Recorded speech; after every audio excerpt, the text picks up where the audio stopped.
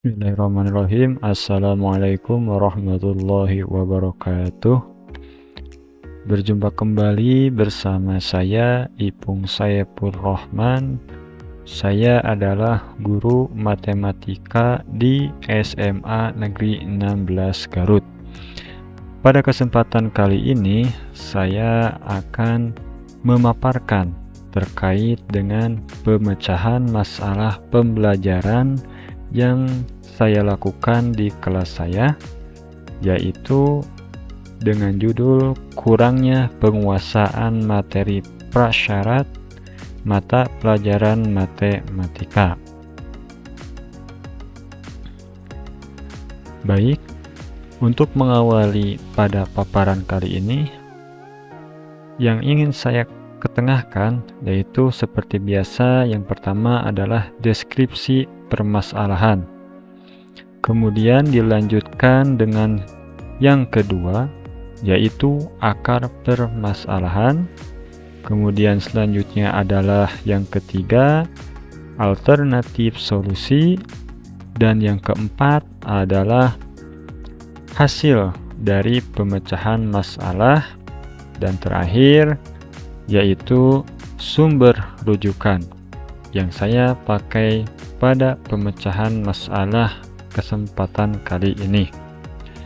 Baik Bapak Ibu, kita lanjutkan pada tahap yang pertama, yaitu deskripsi permasalahan.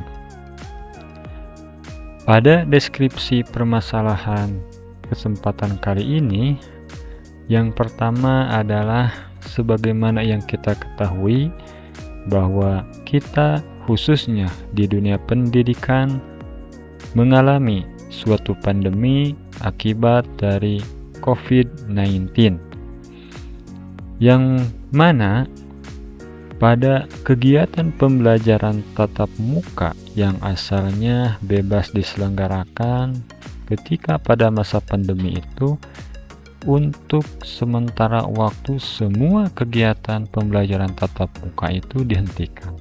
Kemudian kita juga ketahui bersama pembelajaran tatap muka digantikan dengan pembelajaran jarak jauh sebagai antisipasi agar pandemi COVID-19 tidak meluas penyebarannya, khususnya ketika terjadi pada anak didik kita.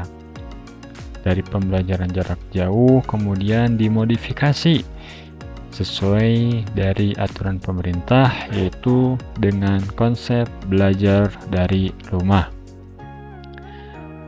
Kemudian setelah pandemi COVID-19 mereda, maka dunia pendidikan di negara kita menggunakan sistem 50% tatap muka secara berangsur yang mulai diberlakukan di beberapa wilayah di Indonesia yang penyebaran COVID-nya itu sudah mulai melandai.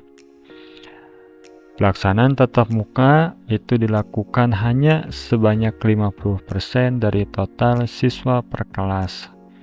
Jadi tidak seluruh siswa dapat mengikuti pembelajaran tatap muka. Sebagian berada di kelas, sebagian lagi berada atau belajar di rumahnya masing-masing. Selain itu, untuk mata pelajaran matematika yang ada di SMA, harus atau wajib siswa tersebut menguasai materi matematika ketika berada di SMP. Kenapa? Sebab hal ini merupakan prasyarat siswa tersebut untuk dapat mempelajari materi di SMA. Kemudian, salah satu materi yang ada di SMP itu adalah materi SPLDV atau materi sistem persamaan linear dua variabel. SPLDV merupakan materi prasyarat untuk mempelajari materi di kelas 10, yaitu pada materi sistem persamaan linear 3 variabel. Seandainya siswa kelas 10 belum mampu menguasai materi SPLDEVI, maka dia akan mengalami kesulitan ketika belajar materi SPLTV. Dan yang terakhir, pada asesmen kognitif yang pernah saya laksanakan di kelas 10 itu, ternyata hasil asesmennya yang saya laksanakan di awal pembelajaran terkait dengan materi SPLDEVI itu masih terdapat siswa-siswi yang nilainya itu belum memuaskan. Padahal siswa tersebut sudah berada di bangku SMA, tetapi materi di SMP-nya itu masih belum ada yang belum dikuasai. Nah, adapun akar permasalahan pada pemecahan kali ini yaitu sebagai berikut. Sebagian besar peserta didik kelas 10B yang saya ampu itu tidak mampu mengikuti pembelajaran matematika pada materi sistem persamaan linear 3 variabel dengan baik, khususnya pada aspek penyelesaian masalah kontekstual SPLTV yang berdampak pada nilai peserta didik yang belum memuaskan. Istilahnya itu pada kurikulum 2013 adalah masih di bawah KKM. Karena kelas 10 di sekolah saya menggunakan kurikulum merdeka, maka saya nilai di sini itu belum memuaskan. Selanjutnya Bapak Ibu, alternatif solusi yang saya tawarkan pada kesempatan kali ini adalah sebagai berikut.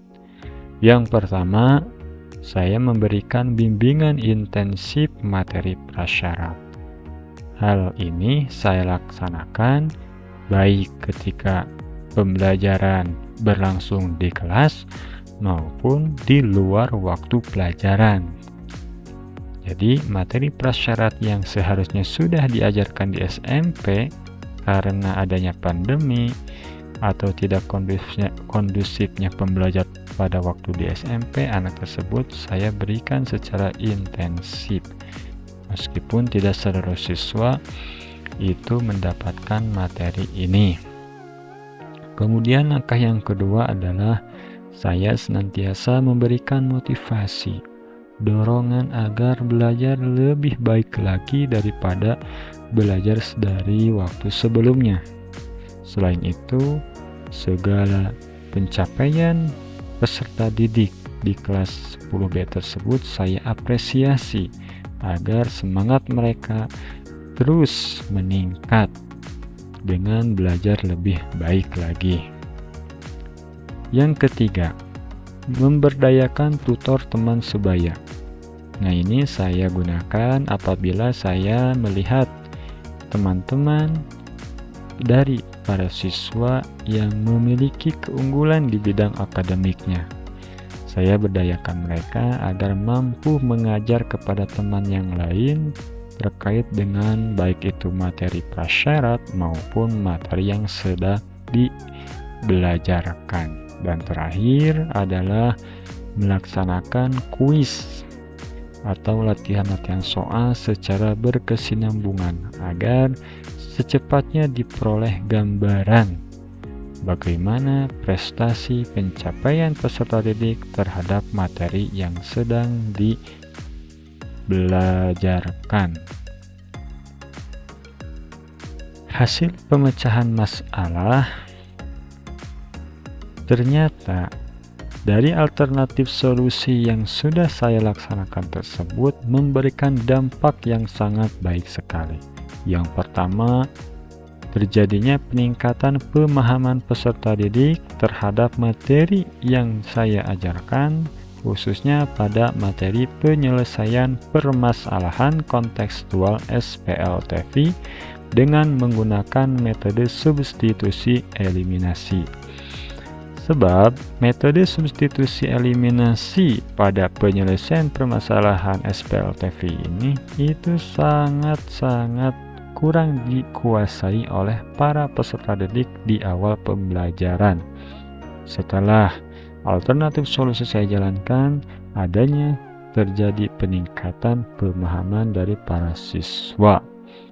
Yang kedua, peserta didik lebih termotivasi lagi di dalam belajarnya untuk memahami materi penyelesaian permasalahan kontekstual SPLTV karena mereka mampu, mereka sudah menguasai teorinya, sudah menguasai materinya, sehingga ketika ada soal-soal yang berhubungan dengan permasalahan kontekstual SPLTV, mereka semangat untuk memecahkan soal-soal tersebut.